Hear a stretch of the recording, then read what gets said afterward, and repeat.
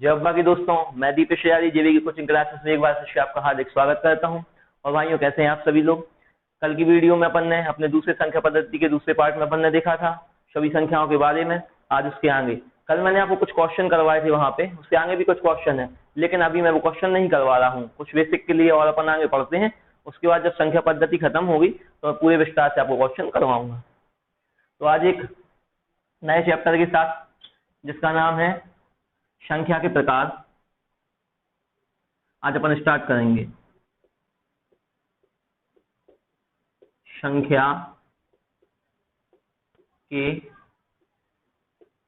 प्रकार। संख्या के प्रकार जो कि आपकी संविदा में इसमें से क्वेश्चन पूछे जाते हैं।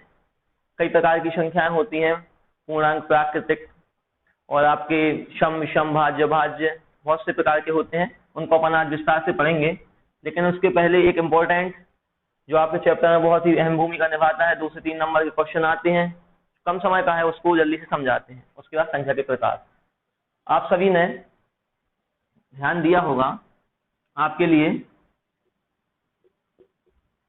जातीय मान और स्थानीय मान के बारे में पूछा जाता है। कोई भी संख्या दी रहेगी, इसका जातीय मान स्थानीय मान का योग बताएं, या जातीय मान क्या होगा।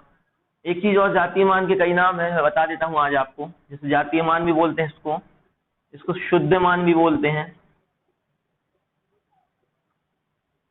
शुद्ध मान। इसको वास्तविक मान भी बोलते हैं,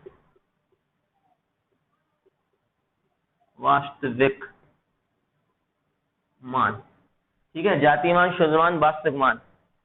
ठीक है, ये फेस वैल्यू है, ये प्लेस वैल्यू है। ठीक है, जैसे कि नाम ही से स्पष्ट हो रहा है, जातीय मान, शुद्ध मान या वास्तविक मान। जो वास्तविक है, जो रियल है, जो शुद्ध है वैसे के वैसा, और जातीय जो आपको दौड़ित विकास को बताता है। जैसे कि ये मैं एक उससे समझाता, उदाहरण लेके समझाता हूं आपको। एक्सप्लेन एग्जाम्पल है आपका 2351। अगर ये उदाहरण आपके सामने एक संख्या आती है 4 अंकों की, जिसमें इकाई, दहाई, सैकड़ा, हजार, मैं आपको पहले भी बता चुका हूँ डिवीजन के तौर पे, ये इकाई, ये दहाई, ये सैकड़ा, ये हजार, आपको सब पता है। इसमें आपसे पूछा जाए, पहले अपन जातीय मान को देखते हैं कि इस संख्या में 2 का जातीय मान क्या होगा। इस संख्या में 2 का जातीय मान, ये 2 है, इसका पूछा जातीय मान। तो जातीय मान का मतलब होता है जैसी संख्या है वैसे ही ले लो, कुछ अंतर नहीं। 2 का स्थानीय मान 2 होगा, वही की वही संख्या। 3 का 3 होगा, 5 का 5 होगा, और 1 का 1 होगा। जातीय मान, ओनली जातीय मान। जातीय मान की जगह शुद्ध मान, वास्तविक मान, या एक चीज और बोलते हैं इसको, अंकित मान। याद आ गया मुझे, अंकित मान।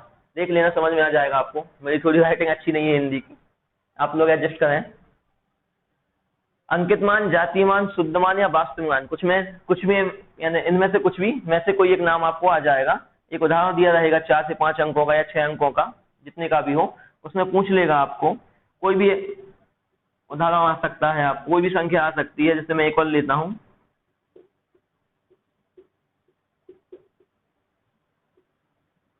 ये देखिए 8 अंकों की संख्या हो गई। अब 8 अंकों की संख्या है, इसका मतलब क्या है, ये संख्या कहाँ जाएगी, करोड़ में। कल ही आपको बताया था कि अगर लाख की बात होती है तो 5 0 1 अंक 6, 10 लाख करोड़ 8 अंक है। ये चीजें आपको ध्यान रखनी है जो बताता जा रहा हूं। अब इसमें 1 का जातीय मान, अंकित मान, शुद्ध मान या वास्तविक मान क्या होगा, स्वयं एक ही होगा। 2 का 2 ही होगा, 3 का 3 होगा, 4 का 4, 5 का 5, 6 का 6, 7 का 7 और 8 का 8। जातीय मान जो ऊपर लिखा है, इसमें तो आपको कोई प्रॉब्लम है नहीं। कोई भी संख्या आपके सामने कितनी भी बड़ी आ जाए, उसमें कोई भी अंक का अगर आपसे बोलते हैं, जैसे इस संख्या में हमसे बोल रहे हैं 4 का जातीय मान क्या होगा, लिखा आएगा क्वेश्चन में आपको ये संख्या, और 4 का जातीय मान क्या होगा, तो 4 का जातीय मान आंसर में आएगा 4 ही होगा, 8 का 8 ही होगा। जातीय मान मतलब वही की वही संख्या। मुझे लगता है अब आप लोग समझ गए होंगे। इसके बाद अपन आते हैं स्थानीय मान। स्थानीय मान थोड़ा सा हटके है दोस्तों। स्थानीय मान का मतलब क्या होता है? ये तो फेस वैल्यू है, आपका चेहरा देख रहा। अब चेहरा जैसे आप सामने से देखेंगे तो भी वही दिखेगा, यहाँ से देखेंगे तो भी वही दिखा देगा। ये लेकिन स्थानीय मान होता है। स्थानीय मान मतलब प्लेस वैल्यू, आपके स्थान की काउंटिंग करता है। जैसे ये उदाहरण है, मैंने इसमें पूछा आपसे 8 का स्थानीय मान क्या होगा, तो आप देखिए 8 इकाई के अंक पे है, जो कि अपन दाएं से बाएं की ओर काउंट करते हैं, इकाई के अंक पे है। तो मैंने बताया था आपको कि 8 इकाई के अंक में 1 का गुणा होता है, मतलब स्थानीय मान क्या हो गया, यहाँ पे लिख देता हूं 8 का स्थानीय मान क्या होगा, 8 ही होगा, 8 का मान। उसके बाद 7 का स्थानीय मान, 7 का स्थानीय मान क्या होगा, ये दहाई के स्थान पे है, आपको कल मैंने बताया था इसमें कितने का गुणा होगा, 10 का गुणा होगा, तो 10 7 70। 6 का स्थानीय मान, 6 का स्थानीय मान क्या होगा दोस्तों, सैकड़े के स्थान पे 100 का गुणा 600। 5 मैं सबका बता देता हूं निकाल के, 5 का क्या होगा 1000, इकाई दहाई सैकड़ा 1000, ये कितने का होगा 5000। 4 का क्या होगा 40000, 10000 के आंकड़े पे है, इकाई दहाई सैकड़ा 1000, 10000 40000। 3 ऐसे ही 3 का है, 3 का स्थानीय मान क्या होगा, क्या होगा 3 का स्थानीय मान, 3 लिख लो, इकाई दहाई सैकड़ा 1000 10000, और 10000 का 10000 और लाख, लाख की वैल्यू पे है उतनी से गुणा कर दो, ये हो गया, मतलब 3 1 2 3 4 5 5 0। अब आपको समझ में आ गया होगा। अब 10 लाख आएगा तो 2 का स्थानीय मान, 2 गलत है, कितना करना है आपको 10 लाख, 1 2 3 4 5 6 7, 6 तक आएगा। इकाई दहाई सैकड़ा 1000 10000 लाख 10 लाख, ठीक है, ये इकाई दहाई सैकड़ा 1000 10000 लाख, ये इकाई दहाई सैकड़ा 1000 10000, 10000 से लाख और 10 लाख। अब लास्ट बचा अपने पास एक, एक का स्थानीय मान क्या होगा, इसमें 1 करोड़ से गुणा हो जाएगा, 1 2 3 4 5 6 7। अब ये चीज तो आपको समझ में आई गई होगी, मैं ये गुणा क्यों कर रहा हूँ, क्योंकि कल आपको बताया था इकाई में 1 का गुणा, दहाई में 10 का गुणा, सैकड़े में 100 का गुणा, 1000 में 1000 का गुणा, 10000 में 10000 का गुणा, जिस भी नंबर पे आप आएंगे 10000 में 10000 का गुणा, फिर लाख पे लाख का गुणा। या फिर एक और चीज मैं आपको बता देता हूँ सीधा सीधा स्थानीय मान का, इतना भी नहीं करना आपको। तो जैसे उसने आपसे पूछा कि 1 का स्थानीय मान बताइए, 1 जैसे का तैसा लिख दीजिए, उसके बाद जितने भी अंक होंगे ना 1 2 3 4 5 6 7, 7 जीरो रख दीजिए। देखिए 1 2 3 4 5 6 7 आ गया, वही का वही। 2 जैसा है वैसे ही रख दीजिए, 1 2 3 4 5 6, 1 2 3 4 5 6। आप लोग समझ गए होंगे। जैसे मैं पूछूंगा 6 का स्थानीय मान, तो 6 वैसे ही कि वैसे लिख दीजिए, आप कहाँ है ये तीसरे नंबर पे, उसके बाद 2 अंक है तो 2 जीरो रख दीजिए। 7 का 7 जैसे कि जैसे, उसके बाद जितने अंक हैं उतने जीरो हो जाएंगे। 8 के पीछे अंक नहीं है तो जीरो देखो मैंने रखा भी नहीं है, 8 ही का 8 रख दिया। ये जो होती है विधि वो बता दिया मैंने, इकाई दहाई सैकड़ा कैसे ये जीरो बन जाते हैं, डायरेक्ट भी बता दिया कि 4 का स्थानीय मान तो 4 लिख दीजिए और 1 2 3 4 जीरो लगा दीजिए, डायरेक्ट भी निकल आएगा। अब मैं इसको रख करता हूँ दोस्तों, ये आपको समझ में आ गया होगा, काफी इंपॉर्टेंट है ये अंकित मान, स्थानीय मान। आपके एग्जाम में हर बार पूछा जाता है, क्वेश्चन आ जाएगा, आपको एक संख्या दी होगी, कोई भी संख्या में, मान लो एक उदाहरण बता देता हूँ कैसे क्वेश्चन आते हैं। जैसे आपके सामने एक संख्या लिख दी मैंने, 1 2 3 5 6 7, ये संख्या इकाई दहाई सैकड़ा 1000 10000 लाख, 6 अंक है 1 लाख हो गई। इसमें बोल दिया उनने 3 का स्थानीय मान और 3 के जातीय मान का योग बताएं।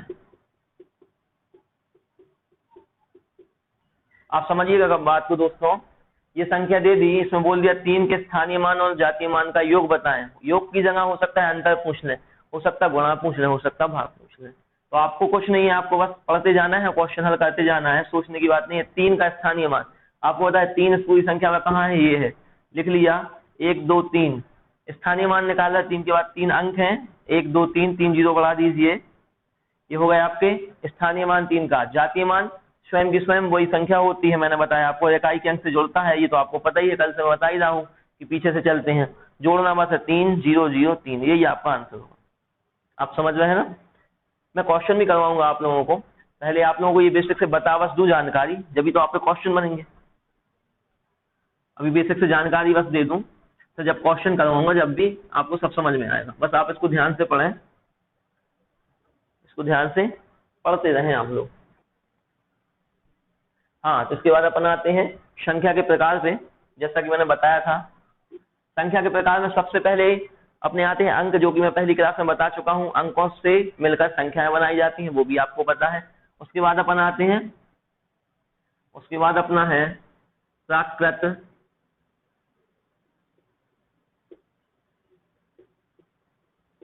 संख्या या संख्याएं। प्राकृत संख्याएं क्या होती हैं? वे संख्याएं जो एक से शुरू होती हैं और अनंत तक जाती हैं। अनंत, एक से शुरू होती हैं और अनंत तक जाती हैं। यहाँ अनंत की परिभाषा अपने अपने हिसाब से अलग अलग हो जाती है भाइयों। मेरे हिसाब से तो बोलना ये है, जहां तक आप पढ़ सको, लिख सको, समझ सको, वही अनंत है, वही अनंत है। और प्राकृतिक संख्याएं 1 2 3 4 5 6 7 8 9 10 से अनंत तक, ये चीज मैंने आपको बताई, विशेष ध्यान रखेंगे, ये 1 से चालू होती हैं और अनंत तक जाती हैं। इसके बाद आएगी पूर्ण संख्याएं। आज बहुत सारा कवर करना है अपन को, थोड़ा स्पीड में पढ़ेंगे अपन। कहीं भी दिक्कत हो तो आप कमेंट बॉक्स में कमेंट करके पूछ सकते हैं। प्राकृतिक संख्याएं 1 से लेके अनंत तक। और पूर्ण संख्याएं क्या होती हैं दोस्तों? पूर्ण संख्याएं वे संख्याएं होती हैं जिनके प्राकृतिक संख्याओं के आगे, जिनके आगे 0 लग जाए। प्राकृतिक संख्याएं तो आपको बताया ही मैंने, प्राकृतिक संख्याएं, उनमें 0 शामिल नहीं है। अगर इन्हीं संख्याओं के आगे हम 0 लगा दें, 0 प्लस प्राकृतिक संख्या या संख्याएं, तो ये क्या बन जाएंगी? पूर्ण संख्याएं। कहने का मतलब ये है, ऐसी संख्याएं जो 0 से चालू होती हैं और अनंत तक जाती हैं, ऐसी संख्याएं पूर्ण संख्याएं कहलाती हैं। इसके बाद आएंगे अपन पूर्णांक संख्याएं या संख्या। पूर्ण और पूर्णांक में अंतर है, आप लोग देखें। पूर्णांक संख्याएं क्या होती हैं? पूर्णांक संख्याएं ऐसी संख्याएं जो प्लस और माइनस, मतलब धनात्मक और ऋणात्मक संख्याओं को साथ में लेकर चले, या ऋणात्मक और धनात्मक संख्याओं के परिवार को ही पूर्णांक संख्याएं कहते हैं।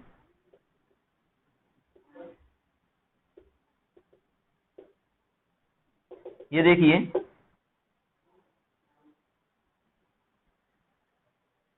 ऐसी संख्याएं जो ऋणात्मक और धनात्मक दोनों एक ही पटल पर हमें प्राप्त हो जाए, कैसी संख्याएं कहलाती हैं? पूर्णांक संख्याएं कहलाती हैं। पूर्णांक संख्याओं में माइनस, प्लस सभी प्रकार की संख्याएं आ जाती हैं। सभी वैसी सब प्राकृतिक संख्याएं हैं, बस माइनस और प्लस दोनों शामिल हो जाती हैं। एक चीज का और विशेष ध्यान रखेंगे, जो 0 होता है ना तो वो धन पूर्णांक होता है ना वो ऋण पूर्णांक होता है। कैसे? जैसे कि -4 ये लिखा है, ये -3 लिखा है, आपको पता है ये ऋण 3 है, इसको आप ऋण 3 पढ़ोगे, और इसको आप, इस 3 को आप धन 3 पढ़ोगे। ये 3 और ये 3 ये स्पष्ट है, लेकिन 0 में कहीं ना -0 लिखा है ना +0 लिखा मैंने। इसका मतलब यही है कि 0 ना धनात्मक पूर्णांक है ना ऋणात्मक पूर्णांक है। विशेष प्रकार से नोट करके लिखेंगे आप सभी लोग, बाजू में अपनी नोटबुक में लिख लें नोट। 0 जो कि ना तो धन पूर्णांक ना तो धन पूर्णांक और ना ही ऋण पूर्णांक। ठीक है, ना धन पूर्णांक है ना ऋण पूर्णांक है। इसके बाद अपन नेक्स्ट चलते हैं, इसको मैं रफ कर रहा हूं।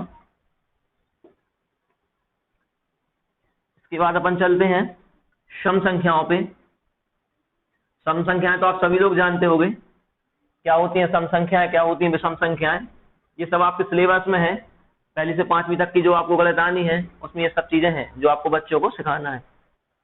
अब मैं यहाँ पे लिखता हूँ आपके सामने सम संख्याएं। सम संख्याओं का मतलब क्या है दोस्तों? ऐसी संख्याएं जो 2 से पूर्णतः विभक्त हो, जिनके इकाई का अंक 0 हो। कहने का मतलब ये है 2, 4, 6, 8, 10, 12, ये कहां तक जाएंगी डाइजेस्ट करके? To n।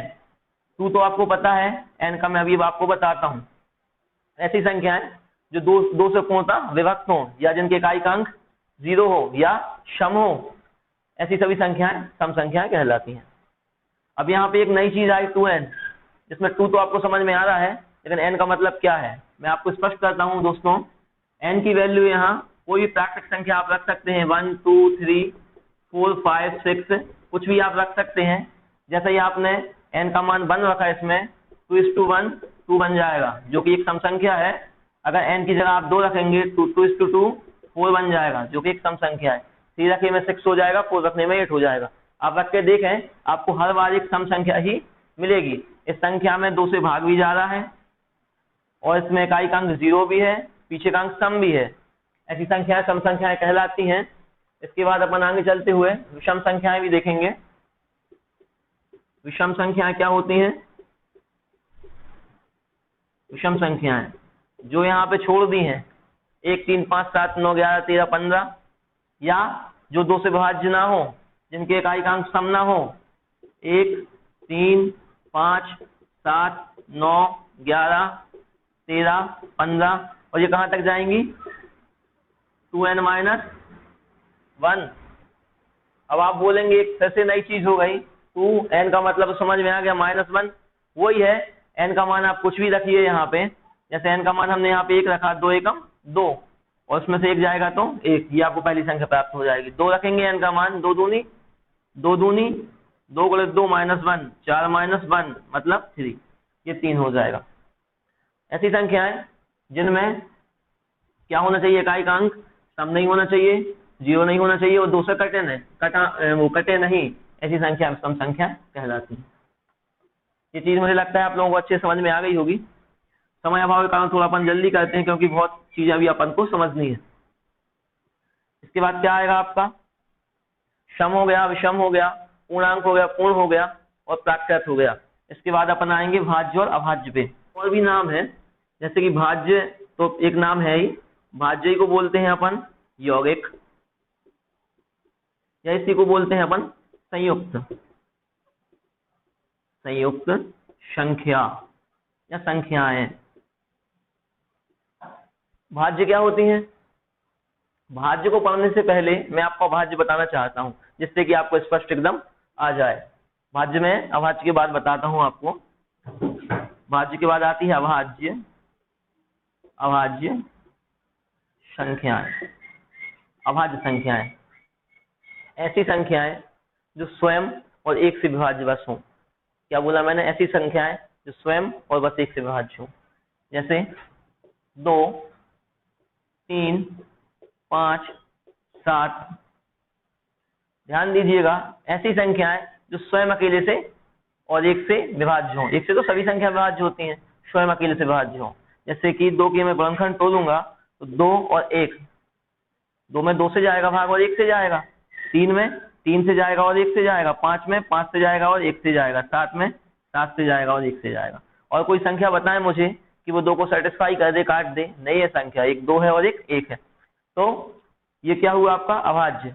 ऐसी संख्याएं जो स्वयं से और 1 से विभाज्य हो, ऐसी संख्याएं अभाज्य संख्याएं कहलाती हैं। ये चीज आपको समझ में आ गई? आप अपनी नोटबुक में नोट करके लिख भी लें, जो स्वयं से और 1 से विभाज्य हो, ऐसी संख्याएं अभाज्य संख्याएं कहलाती हैं। अब ये हो गया। इसके बाद 2, 3, 5, 7। अब जैसे ही मैं यहाँ पे 9 पे आया तो आपको तुरंत समझ में आना चाहिए 9 चूंकि विषम संख्या है, अधिकांश लोग विषम संख्या अभाज्य संख्या को एक ही मानते हैं, लगभग एक सा समझते हैं, भाज्य और सम को एक सा समझते हैं, लेकिन ऐसा नहीं है दोस्तों। 9 है जो 9 को आप खुद करके देख लें, याद नहीं करना है इन चीजों को। जैसे कि 9 में 9 से भाग तो जाएगा ही स्वयं से, 1 से भी जाएगा और 3 से भी जाएगा। 2 से ज्यादा गुणनखंड इसके टूट गए, मतलब ये संख्या अभाज्य नहीं बची। अब ये संख्या काय की श्रेणी में आ जाएगी? भाज्य की। इसीलिए मैंने आपसे बोला था मैं पहले आपको अभाज्य संख्या बताता हूं, तो भाज्य संख्या आपको अपने आप समझ में आ जाएगी। ठीक है, 2 3 5 7, 9 नहीं आएगा तो 11, फिर 13, 15 नहीं आएगा, 5 3 15 और 1 से कट गई क्योंकि वो 15 नहीं आएगा तो 17 19, ये भी संख्या क्रम से ऐसे ही बढ़ती जाएंगी। आप लिख के देखें 100 तक की संख्या है। कहीं भी आपको कोई प्रॉब्लम आती है तो मुझसे कमेंट बॉक्स में लिखें, मैं आपको रिप्लाई दूंगा। ये हो गया। अब भाज्य संख्या कौन सी है? अगर यह भाज्य संख्या है तो इसमें आपको बहुत ही स्पष्ट रूप से बताना चाहता हूं कि सबसे छोटी भाज्य संख्या 4 है, जो कई बार क्वेश्चन में पूछी गई है। सबसे छोटी भाज्य संख्या 4 क्यों? क्योंकि 0 और 1 ना तो भाज्य ना अभाज्य। इनको नोट करके आप लिख लेंगे यहाँ पे, नोट 0 और 1 ये दो संख्याएं जो है ना तो भाज्य और ना ही अभाज्य। नोट करके आप नोट करेंगे। और एक चीज और नोट कर लेंगे आप इसी में, 0 ना सम ना विषम। कहने का मतलब ये हो गया दोस्तों कि 0 ना तो भाज्य ना अभाज्य ना सम ना विषम है। 0 कुछ भी नहीं है और जो 1 है ना वो भाज्य ना अभाज्य, इसलिए बोलते हैं सबसे छोटी भाज्य संख्या 4 है। अब 4 के बाद क्या आएगा आपका? 6 के बाद आपका क्या आएगा? 8 के बाद क्या जाएगा? 9 विषम। इसको बहुत गौर से देखेंगे आप। पहली विषम संख्या जो भाज्य है, पहली सम संख्या जो भाज्य है। सबसे छोटी आ सकता है, सबसे छोटी समभाज्य संख्या कौन सी? समभाज्य 4 सबसे छोटी है पहले अंक पर। सबसे छोटी विषम भाज्य, विषम 6 8 तो सम है, अभी आपको बताया 2 से भाग जा रहा है इनमें। 9 विषम भी है और सबसे छोटी भाज्य भी है। ठीक है, 11 नहीं आएगा क्योंकि आपको पता है 11 के मल्टीपल 11 और 1 ही होते हैं। 13 नहीं आएगा, 15 के बाद 17 नहीं आएगा, 19 नहीं आएगा, 20 21, वो सभी संख्याएं जिनके मल्टीपल 2 से ज्यादा निकले। कहने का मतलब ये चीज तो आपको समझ में आई गई होगी। अभाज्य संख्या बहुत स्पष्ट रूप से आप समझना, इनको काफी इंपॉर्टेंट चीज है ये, और समझ में नहीं आती है कई बच्चों को। सम विषम और भाज्य अभाज्य दोनों अलग चीजें हैं। अभाज्य संख्या वो संख्या होती है जिनके 2 मल्टीपल निकले। जैसे मैंने कोई अंक लिख दिया, अभी आपको बताया 2, ये 2 और 1, और 2 से कोई संख्या और कोई ऐसी संख्या बताइए कि वो 2 को काट दे। आप बताइए, नहीं ऐसी कोई संख्या। मैंने लिख दिया 5 और 1, और कौन काटेगा 5 को? कोई है ही नहीं। तो जिसके 2 मल्टीपल निकले, या फिर आप ये भी याद कर सकते हैं कि जो स्वयं से कटे बस, क्योंकि 1 से तो सब कटती, चाहे वो भाज्य हो चाहे वो अभाज्य हो। 1 से सब में भाग जाता है, 5 में दे लो, 9 में दे लो, 11 में दे लो, सब में जाएगा। बस आप ये याद रखें, जो स्वयं से बस कटे और दूसरी संख्या से ना कटे, अभाज्य हो दूसरी संख्या से कटे ही ना, वो संख्या अभाज्य संख्या है। और भाज्य संख्या कौन सी संख्या है? जो खुद से तो कटे ही, अपने अतिरिक्त भी किसी और से विभाज्य हो जाए, वो संख्या भाज्य संख्या होती है। ये चीज हो गई। अब मैंने नोट में आपको लिखवाई दिया, 0 1 ना तो भाज्य ना अभाज्य हो, 0 ना सम है ना विषम है। कुल मिला के मतलब क्या निकला? 0 ना सम ना विषम ना भाज्य ना अभाज्य। और जो 1 है, 1 क्या है? ना भाज्य ना अभाज्य। इसमें देखो मैंने कहीं नहीं लिखा 1 को, ना भाज्य की श्रेणी में ना अभाज्य की श्रेणी में। सबसे इंपॉर्टेंट क्वेश्चन इसमें से यही निकलते हैं, जो आप नोट कर लीजिए। मैं बता देता हूं आपको कि सबसे छोटी समभाज्य संख्या कौन सी है। सबसे छोटी संख्या ही पूछ सकते हैं, भाज्य कौन सी है? 4। सबसे छोटी समभाज्य संख्या 4, क्योंकि आपको यहाँ से देखिए ना आप, ये 4 सम है और सबसे छोटी संख्या भाज्य भी है। देखो भाज्य में पहले नंबर पे 4 आया। सबसे छोटी विषम भाज्य संख्या 9, 4 6 8 सम है, ये क्या है? विषम। ये आ गया आपका सबसे छोटी। इसमें क्या बनता? सबसे छोटी अभाज्य संख्या। उनको पता है कि आप गलती करोगे, सबसे छोटी अभाज्य संख्या आप 1 बताओगे, 1 तो ना भाज्य ना अभाज्य। सबसे छोटी अभाज्य संख्या 2, सबसे छोटी समभाज्य संख्या 2 सम है ना, 2। सबसे छोटी विषम अभाज्य संख्या, ये लिखा 3, उसके बाद विषम भी है। तो ये मुझे लगता है आप लोगों को समझ में आ गया होगा।